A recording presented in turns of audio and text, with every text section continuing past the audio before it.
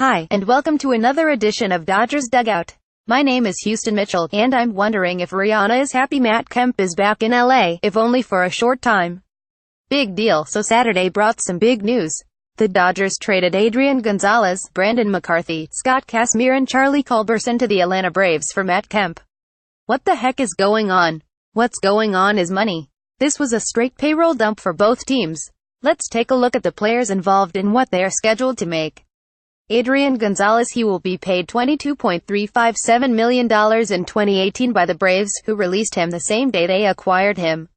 Brandon McCarthy, he will be paid $11.5 million by the Braves in 2018. Atlanta has him penciled in as a starter. McCarthy played 3 seasons with the Dodgers, going 117 with a 4.51 ERA in 29 starts. For that, he got paid about $36 million. Scott Kazmir, he will be paid $17.7 million by the Braves in 2018. Atlanta also has him penciled in as a starter, and hope that pencil has a good eraser, because the Dodgers paid him about $30 million over 2 seasons to go 106 with a 4.56 ERA in 26 starts. Charlie Culberson, he will get a lot of playing time with Atlanta, which is close to his hometown in Georgia. I liked Culberson a lot, and hope he gets a nice ovation when the Braves visit LA next season. He had 80 regular season at-bats in his Dodger career, but he will always be remembered for the game-winning homer he hit in Vin Scully's final home game, and for doing a great job filling in for an injured Corey Seager in the 2017 NLCS, going 5 for 11 with 2 doubles and a triple. He followed that up by going 3 for 5 with a homer in the World Series. He will more than likely make a little over the Major League minimum in 2018. Matt Kemp, he is owed approximately $43.5 million over the next 2 seasons. He is no longer the player he once was, and is regarded by most as one of the worst defensive outfielders in baseball. It is extremely unlikely he actually ends up playing for the Dodgers, as they are expected to trade him or just release him before the season. As Andrew Friedman said on the day of the trade, I was very open and honest with him about what the future might hold. It's just too difficult to say, definitively, at this point. So, what does all this mean? This is all about the Dodgers getting under the payroll luxury tax next season.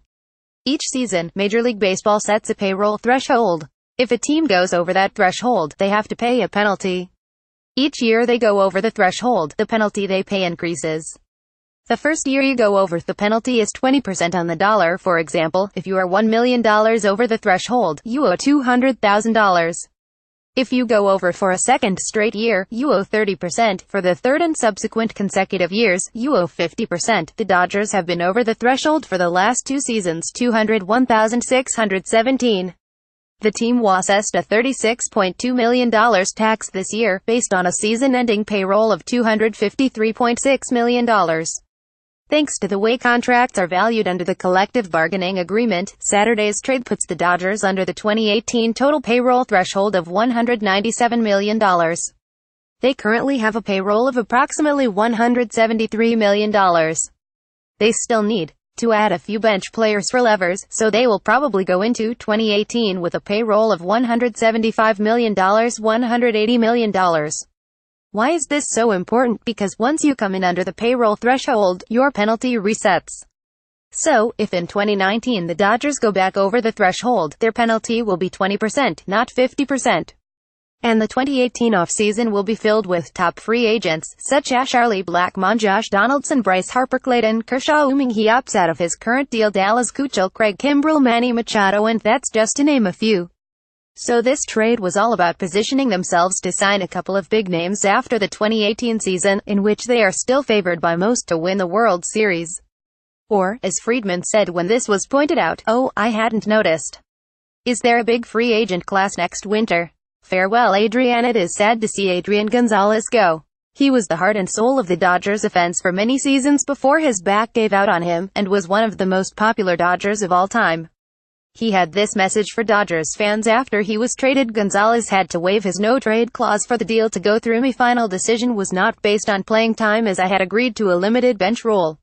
It is a way to test the free agent market and see what opportunities are out there for me, so I can make the best decision moving forward for me and my family.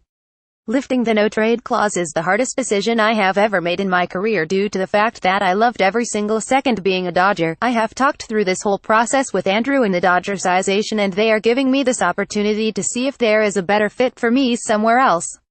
As the roster stands right now, there might not be a spot for me on the roster. I want to thank the Dodgers owners for being the best owners I have ever played for. Also my coaches and teammates, because with them we had an amazing 5 years together.